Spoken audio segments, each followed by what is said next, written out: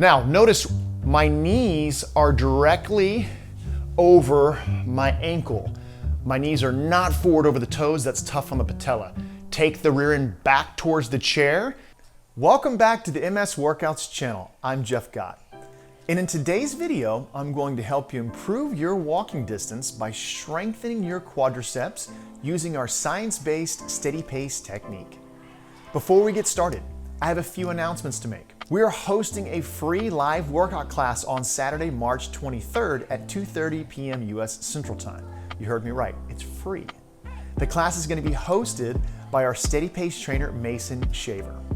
He will lead you and a group of warriors through a 20-minute steady pace exercise class. You must register for this event in order to attend, so make sure you click the link below to fill out the enrollment form for this free live workout class that will be held on Saturday, March 23rd at 2:30 p.m. US Central Time.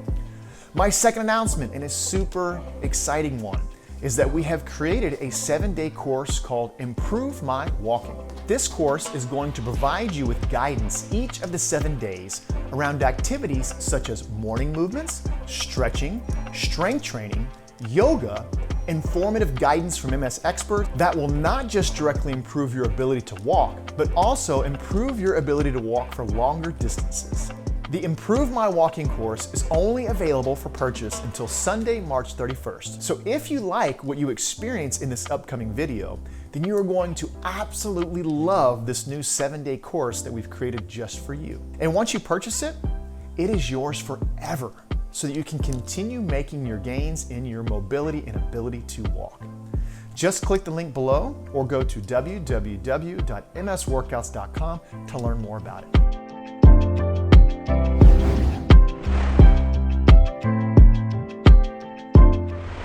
Let's execute the dynamic steady pace hip flexor set.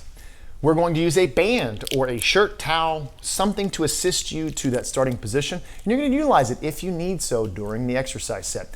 We're going to go to the starting position after taking a seat in a chair, scooting forward, sliding the band underneath your leg up into the crease. You're going to assist yourself to full flexion of the hip. You're then going to start to give the weight of the femur or leg back to the hip flexor. If you can hold the weight of the leg without using any assistance, do so. If you need to use a little bit of assistance, that's what the band or the towel is for. Meet your body where it's at. Initiate movement down for 7. Clock is on. The ideal tempo is 7 seconds each direction. The key here, though, is to keep continuous and uninterrupted loading. So at the bottom, just before we reach the ground, we're going to pause without disengaging, and without momentum, head back up slowly. We're isolating the hip flexor, moving through a full range of motion, taking what your body allows you to take. Pause at top, heading down. Muscle failure is the goal. We're exercising here, meaning we're trying to send a progressively overloaded signal with enough intensity prompt change. Heading back up for 6. 5, going past that 30-second mark. As you come to the top, breathing freely, squeeze, and then heading back down. Next effort takes us past 45 seconds. This is going to help you lift that leg higher, going up steps, lifting your leg through your gait, all for a very deliberate purpose. Shaking, rattling, rolling is perfectly natural. That's the challenge. Pause at top, heading down. We're going past 60 seconds for the next effort and getting ready to head into the exhaust range, which is the final 30 seconds of the exercise. And you should reach muscle failure. When you get to the point where you can no longer continue to move slowly, you get to that point, continue with your best effort as if your leg was moving for a good 2 to 3 seconds, then slowly ease out knowing you successfully did it, and then just jump in, continue on for the remainder with your best effort. All right, we're in the exhaust range. This one's taking us past the 115 mark. Just your best effort. Muscle failure is the goal. Notice I'm starting to see a shake, a rattle, a roll. All right, final effort. This one here is going to take us past the 1:30 mark. So this is our last opportunity to reach muscle failure. Exaggerate your pace, let the muscle work, take what you can. It is still moving, my form's starting to deteriorate, but I'm still moving. I'm gonna keep giving my best effort, and completed. Slowly starting to lower. Notice I said, and completed. And I didn't say success, because I didn't reach muscle failure. You guessed it, it's time to record your outcome now. First thing we're going to do in the first column is put the exercise, hip flexion dynamic technique set. The resistance is body weight in this category. Time, I reached 1:30. If you successfully reach muscle failure, you're gonna write down the time at which you reached failure. That is success. In the outcome, you're going to write You do not need to increase the difficulty, or okay.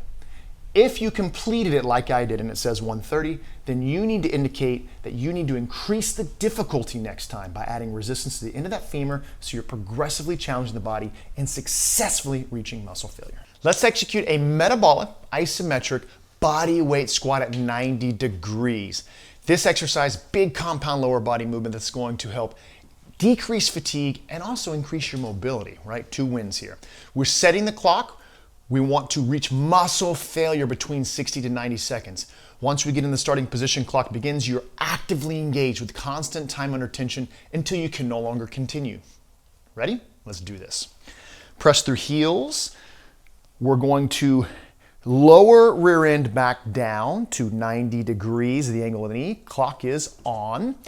Now, notice my knees are directly over my ankle. My knees are not forward over the toes. That's tough on the patella.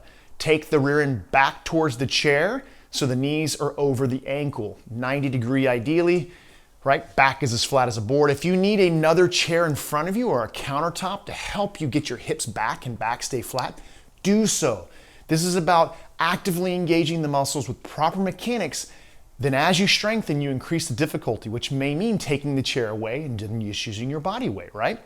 We're working quadriceps, glutes, indirectly erectors, and torso. Again, all for a purpose. You're gonna feel a deep burn, a shake, knees stay flared, weights through heels the entire time. No weight on the ball of the foot. When you reach muscle failure, you're no longer going to be able to hold in this position. That is success. You're gonna notate the time on your clock so it can be measured. All right, we're getting ready to go past the 60-second mark. Heart rate's rolling. The deep burn is literally your body utilizing glucose or sugar to produce the work, which helps with metabolic health as well. A side note, we're in the exhaust range, the final 30 seconds to reach failure. If you haven't successfully reached failure yet, really think about flexing thighs, stay through heels, stay at 90 degrees, keep your back flat, breathe freely. Less than 10 seconds to reach muscle failure. If you've reached muscle failure, you should have notated the time on the clock so you can record it and then jump right back in with your best effort. 1 more second and completed. Recording our results, an important part of the process to make sure you're measured. Under the exercise, you're going to write the exercise, body weight squat, metabolic set, right, isometric.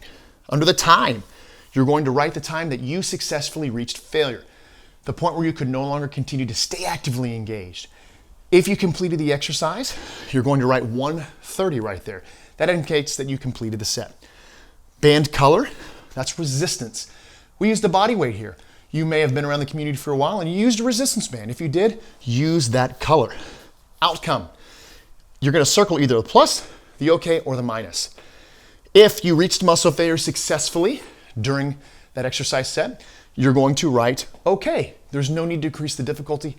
You did it, it's adequate for the time being.